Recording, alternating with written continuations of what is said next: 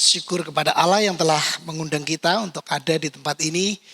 Kita boleh dipersekutukan sebagai satu keluarga dan tiba saatnya kita boleh mendengarkan firman Tuhan. Bapak Ibu Saudara, beberapa minggu lalu saya berkhotbah tentang melayani Tuhan sebagai luapan kasih. Mungkin Bapak Ibu masih ingat saya mengatakan bahwa melayani pada dasarnya adalah memberi diri, memberi waktu, tenaga, pikiran, bahkan juga uang. Tetapi melayani yang benar adalah pelayanan yang lahir dari kasih, dari luapan kasih. Karena itu di dalam khotbah tersebut saya mengajak Bapak Ibu semuanya untuk menghayati kembali kasih Tuhan yang begitu besar. Karena hanya dengan menghayati kasih Tuhan, menyadari kembali kasihnya yang begitu besar, maka kasih itu akan meluap dan mendorong kita untuk melayani Dia. Nah, pada hari ini saya akan berkhotbah dengan tema kemurahan hati sebagai bahasa syukur. Kalau Bapak Ibu Saudara perhatikan, ada pola yang serupa. Ada sesuatu yang kita terima dan kemudian sesuatu itu kita ungkapkan melalui kehidupan kita. Kasih Kristus yang kita telah terima mendorong kita untuk melayani. Demikian pula syukur atas kebaikan Tuhan, atas karya keselamatannya, karunia-Nya yang tak terkatakan, mendorong kita untuk hidup murah hati. Nah, karena itu sekalipun dalam khotbah saya kali ini akan menyinggung juga mengenai memberi.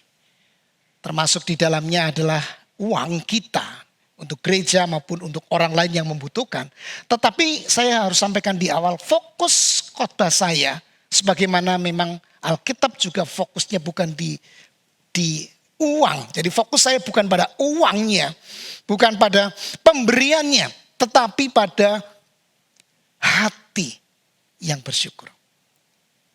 Nah, Paulus juga memberikan satu perhatian tentang hal ini ketika dia bicara tentang pemberian di dalam 2 Korintus 9 ayat 6 sampai dengan 15. Paulus tidak berbicara tentang berapa banyak yang harus diberikan.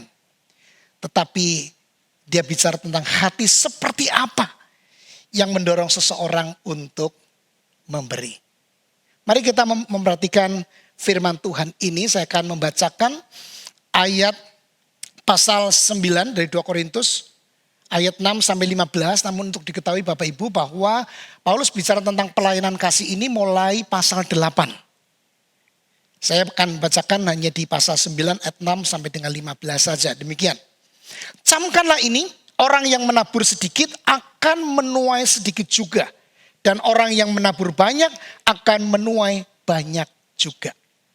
Hendaklah masing-masing memberikan menurut kerelaan hatinya, jangan dengan sedih hati atau karena paksaan. Sebab Allah mengasihi orang yang memberi dengan sukacita.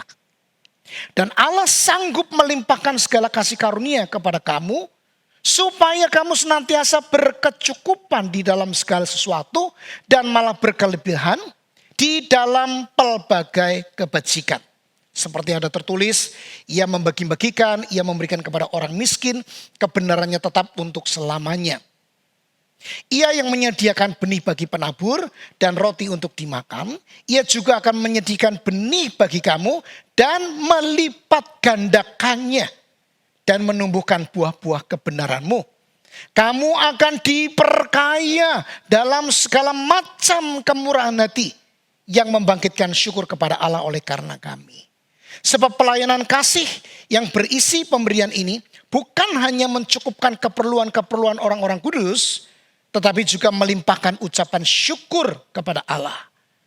Dan oleh sebab kamu telah tahan uji dalam pelayanan itu, mereka memuliakan Allah karena ketaatan kamu dalam pengakuan akan Injil Kristus. Dan karena kemurahan hatimu dalam membagikan segala sesuatu dengan mereka dan dengan semua orang. Sedangkan di dalam doa mereka, mereka juga merindukan kamu oleh karena kasih karunia Allah yang melimpah di atas kamu. Syukur kepada Allah karena karunia-Nya yang tak terkatakan itu. Bapak Ibu Saudara, Paulus sedang berbicara tentang pengumpulan bantuan bagi orang-orang percaya di Yerusalem yang pada waktu sedang mengalami kekurangan. Lagi membutuhkan bantuan. Dan karena itu Paulus mengajak jemaat Korintus untuk mengambil bagian di dalam mendukung, memberikan bantuan saudara mereka, orang-orang Kristen di Yerusalem. Nah, sebetulnya jemaat Korintus itu telah merencanakan bantuan ini setahun sebelumnya. Sudah punya niat, sudah punya rencana. Tetapi entah bagaimana rencana itu belum terwujud. Sehingga karena itu Paulus menulis surat 2 Korintus dan mengutus Titus untuk pergi ke Korintus untuk menyampaikan atau untuk mendorong, merealisasikan, mewujudkan rencana Korintus untuk memberikan bantuan kepada Yerusalem. Itu konteksnya. Nah, tetapi menariknya Bapak Ibu Saudara, menariknya ini. Paulus tidak mulai dengan perintah. Catat baik-baik ya. Paulus tidak memulai dengan perintah supaya mereka memberi uang. Tidak. Dan hari ini juga saya harus menegaskan di depan. Saya pun yang membacakan dan menggali firman dan menyampaikan pesannya, saya tidak sedang memberikan perintah kepada Bapak Ibu Saudara untuk memberikan uang saudara. Ya. Tetapi yang menarik adalah ini Bapak Ibu Saudara, bahwa Paulus mengingatkan mereka akan kasih karunia Kristus yang telah mereka terima. Saya bacakan di pasal 8 ayat 8. Paulus berkata begini, aku mengatakan hal itu, dia sebut di awal tentang dorongan untuk memberi persembahan, lalu mengutip atau menjadikan Makedonia yang miskin sebagai contoh pemberian.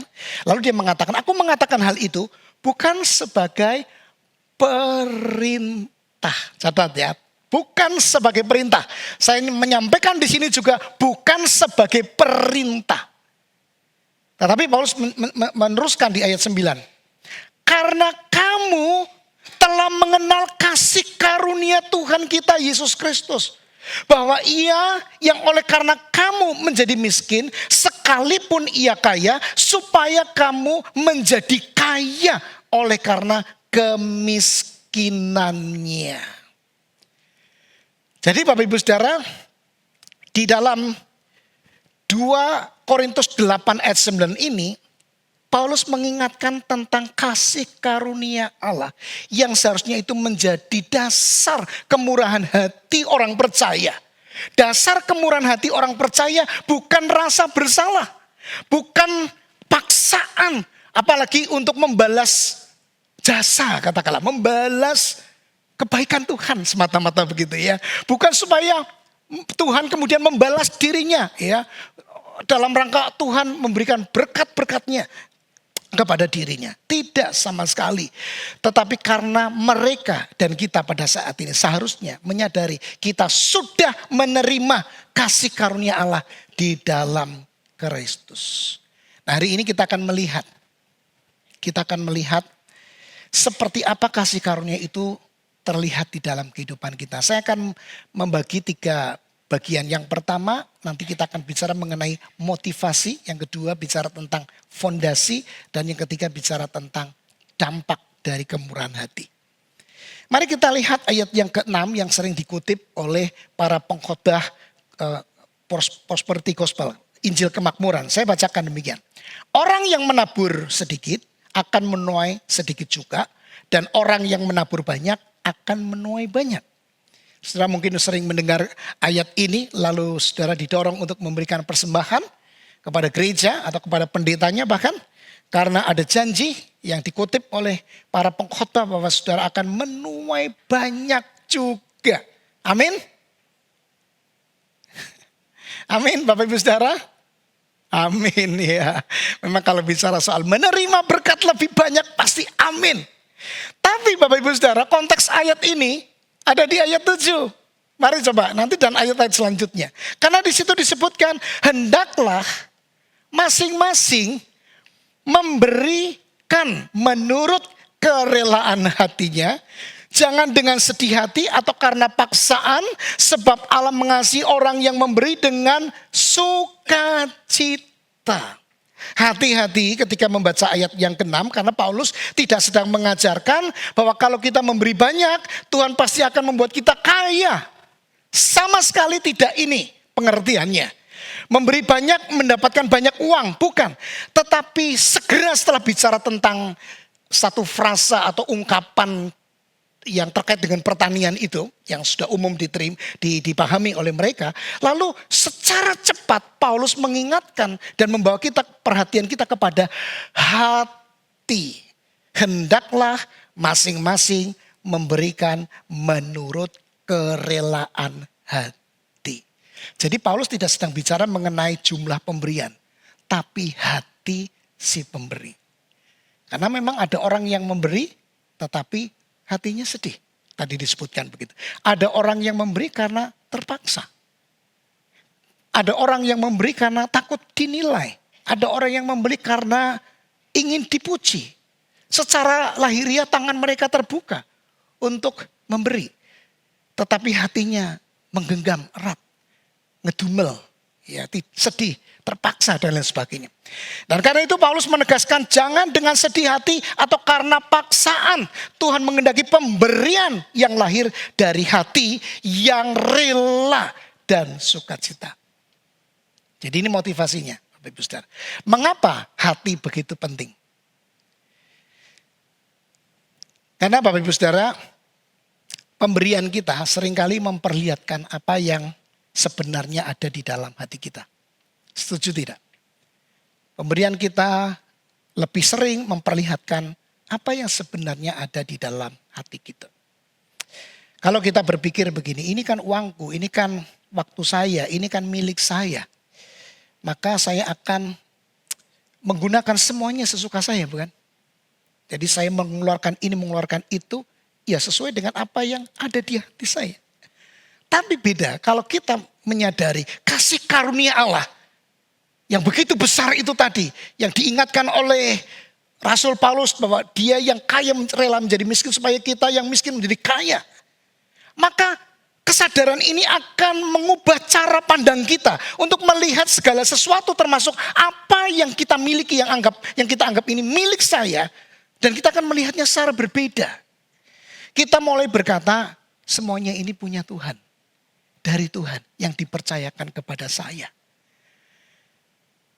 Nah, sebagaimana Paulus mengingatkan di pasal 8, seperti Makedonia. Mereka pertama-tama memberi diri mereka kepada Tuhan. Sebelum akhirnya mereka memberi kepada jemaat Yerusalem. Sebelum mereka memberi kepada para rasul disebutkan di situ. Jadi perhatikan baik-baik. Mereka bukan pertama-tama memberi uang. Tidak. Mereka memberi diri mereka kepada Allah. Dan ketika mereka mengarahkan hidupnya kepada Allah, memberikan hidupnya kepada Allah, maka apapun yang ada di tangan mereka mulai dilihat secara berbeda. Tidak lagi bertanya, ini punya saya kan, saya bisa apakan? Saya bisa apakan ini untuk saya? Saya akan bisa dapatkan lebih banyak. Tetapi orang yang menyadari akan kasih karunia ini akan bertanya, Tuhan, Engkau mau aku melakukan apa dengan yang Engkau percayakan kepadaku ini? Jadi Paulus sedang mengingatkan mengenai sesuatu yang jauh lebih besar daripada uang. Yang sudah kita terima lebih dulu. Sehingga seharusnya itu menjadi motivasi dalam kita memberi. Dalam kerelaan. Bukan karena paksaan, bukan karena sedih, bukan karena ingin dinilai, bukan karena ingin mendapatkan berkat lebih banyak dari Tuhan. Nah, karena itu Bapak Ibu Saudara, pertanyaan bagi kita saat ini adalah, apakah saya sungguh bersyukur kepada Tuhan?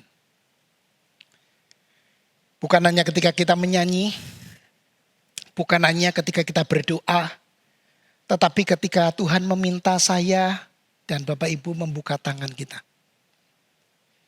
Karena syukur itu membuka tangan. Syukur berkata, Tuhan, saya tidak sedang kehilangan sesuatu. Saya sedang mengembalikan sebagian yang dipercayakan Tuhan kepadaku. Mungkin itu uang, mungkin itu waktu, mungkin itu tenaga, kemampuan, kesempatan untuk menolong orang lain. Dan kita bertanya, Tuhan, pakailah apa yang Kau percayakan kepada saya. Saya tidak bicara mengenai perintah, tapi saya bicara mengenai kasih Tuhan yang begitu besar. Tidakkah ini seharusnya menggerakkan kita dengan rela hati memberi kepada Tuhan yang terbaik. Sekarang yang kedua Bapak Ibu Saudara. Tentang fondasi. Saya bacakan ayat yang ke-8. Dan Allah sanggup melimpahkan segala kasih karunia kepada kamu, supaya kamu senantiasa berkecukupan di dalam segala sesuatu dan malah berkelebihan di dalam pelbagai kebajikan.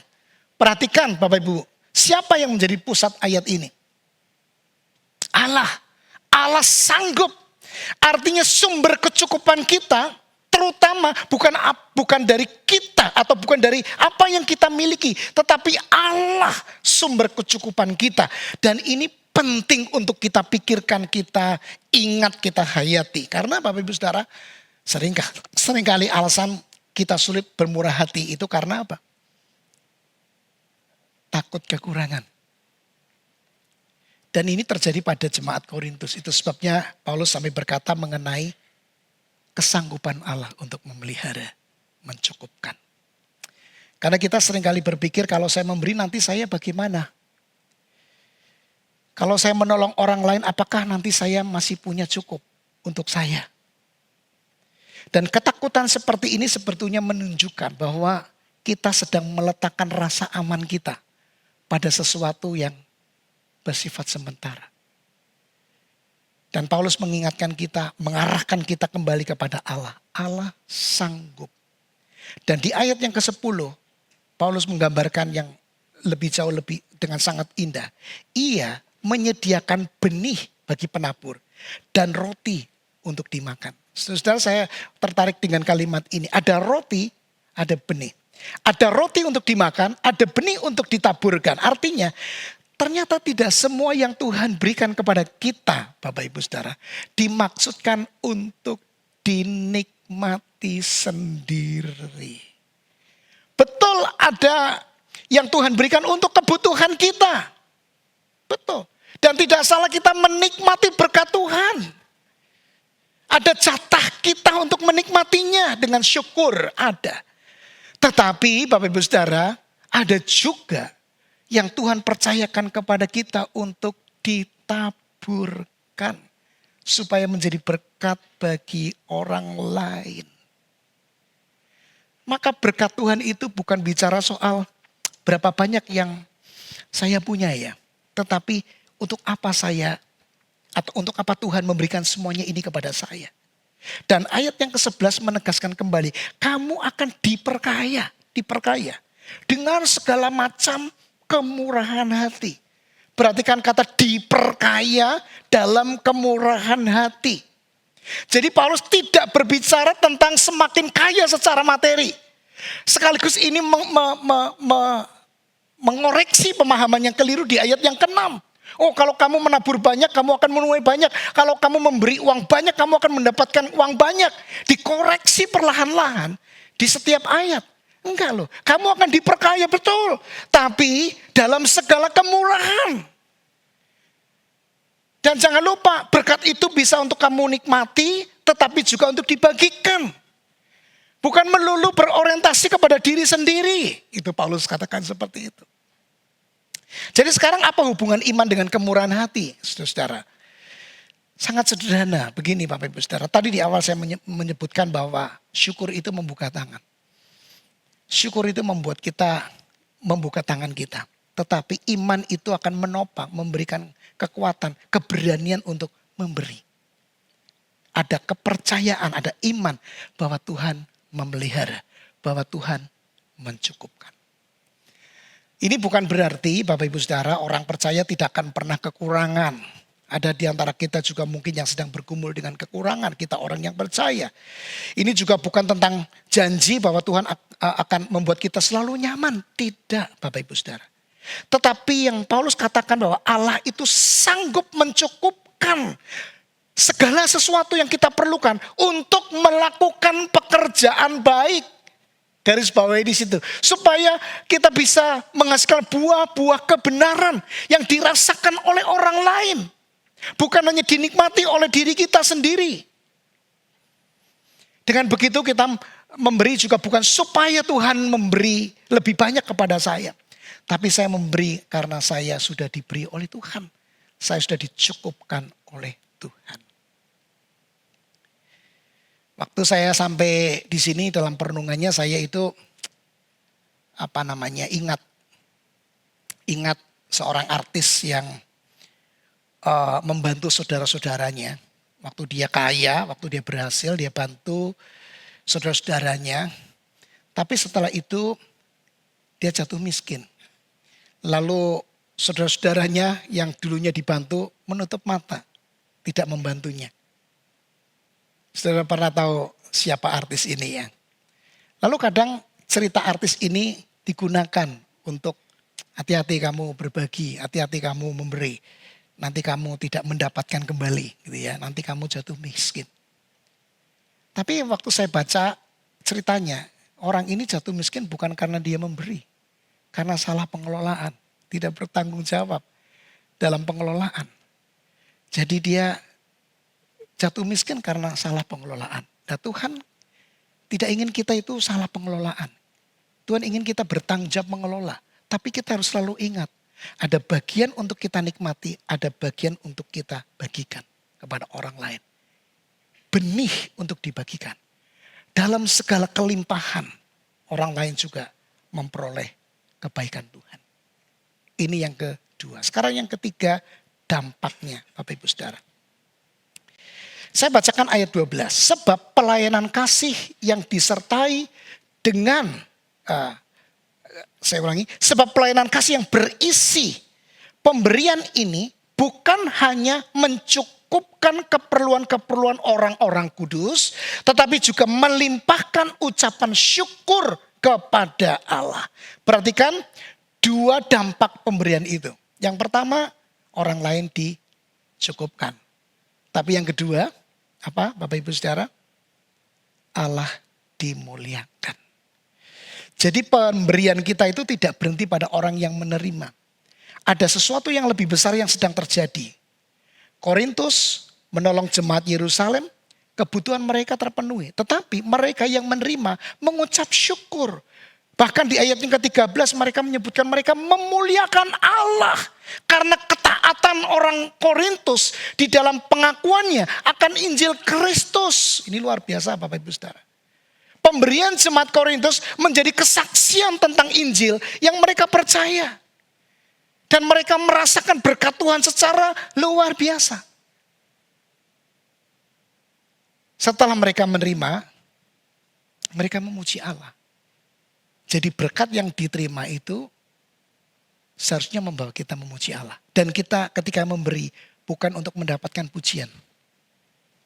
Orang itu berkata, oh kamu baik ya. Enggak. Tapi kiranya mereka yang mendapatkan berkat dari kita, mereka pun memuji Allah. Terima kasih Tuhan. Terima kasih Tuhan.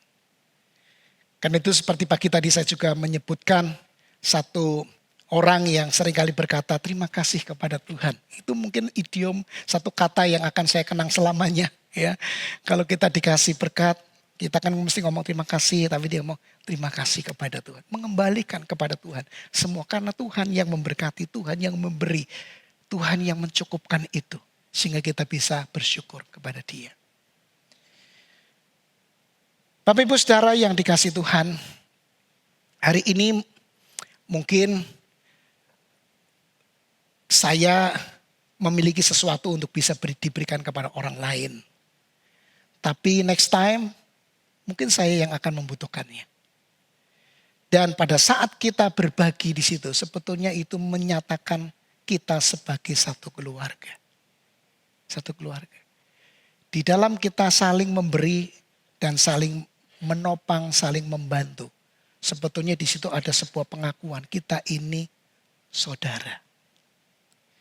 Saya ingat Bapak Ibu Saudara waktu di kampus, saya dan teman-teman itu dibentuk untuk belajar memberi di kampus saat Malang. Begini Bapak Ibu Saudara, pertama saya waktu sekolah, istri saya juga sekolah menyusul setelah 3 tahun saya ada di sana. Kami berdua itu mendapatkan beasiswa dari gereja setempat, gereja kami, tapi hanya setahun.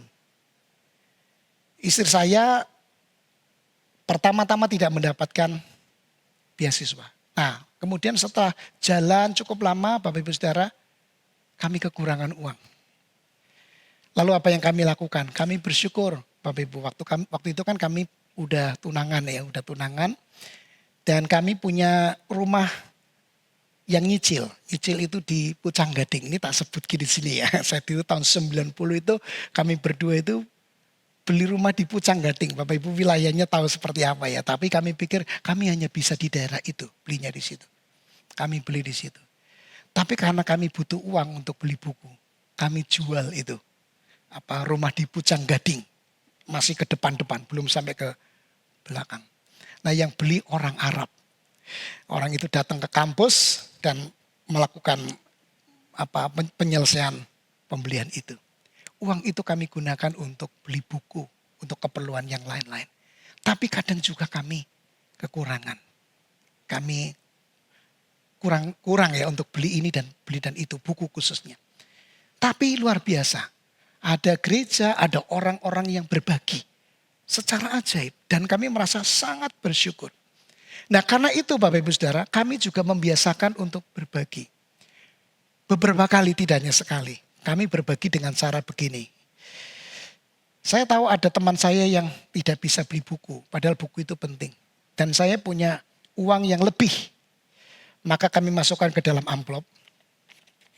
Terus saya kasih di meja belajarnya. Kalau malam itu adalah self study. Di satu ruangan kelas, saya masukkan ke situ. Saya duduk di pojok. Dia waktu mau self study, buka bukunya, lihat ada dompet. Ada dompet apa? Ada amplop dibuka. Terus dia berdoa mengucap syukur. Saya melihat di belakang juga, aduh terima kasih Tuhan. Orang itu bersyukur kepada Tuhan. Kira-kira seperti itu Bapak Ibu Saudara. Jadi kita diberkati untuk menjadi berkat. Supaya berkat yang diterimakan orang itu membawa dia bersyukur kepada Tuhan. Allah dimuliakan, Allah dipuji, Allah ditinggikan. Dan orang yang menerima itu sampai sekarang tidak pernah tahu siapa yang memberi. Termasuk saya menerima dari orang lain. Saya juga tidak tahu siapa yang memberi kepada saya. Dan kita merasa satu keluarga yang saling berbagi. Yang saling membantu. Tidakkah ini indah dalam tubuh Kristus? Kalau kita melihat orang yang membutuhkan, kita bisa bantu dia. Seperti kata firman Tuhan, supaya ada keseimbangan. Yang berkelebihan memberkati yang lain. Dan akan ada waktunya kita juga mungkin yang membutuhkan dia. Di dalam bidang yang berbeda. Menjadi satu tubuh Kristus yang saling membantu. Dan saling meringankan. Bapak Ibu Saudara, saya tidak minta banyak. Bahkan satu pun saya agak terlalu berlebihan menurut saya. Karena begini, saya tidak mau apa yang saya sampaikan ini membebani Bapak Ibu Saudara. Tapi saya percaya kalau Bapak Ibu menghayati kasih karunia Tuhan. Saya percaya ini menjadi ringan untuk dilakukan. Jadi satu saja Bapak Ibu Saudara. Mulai belajar untuk melihat orang lain yang membutuhkan bantuan. Dan berikan itu kepadanya bantuan. Agar orang itu bersyukur dan memuliakan Tuhan. Tapi kalau Bapak Ibu takut nanti jangan-jangan pemberianku membuat dia bergantung. Karena bisa jadi orang itu bisa bergantung pada kita.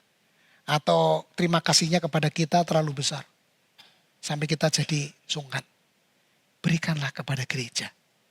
Supaya gereja bisa menyalurkan. Ada diakonia, ada BMPI.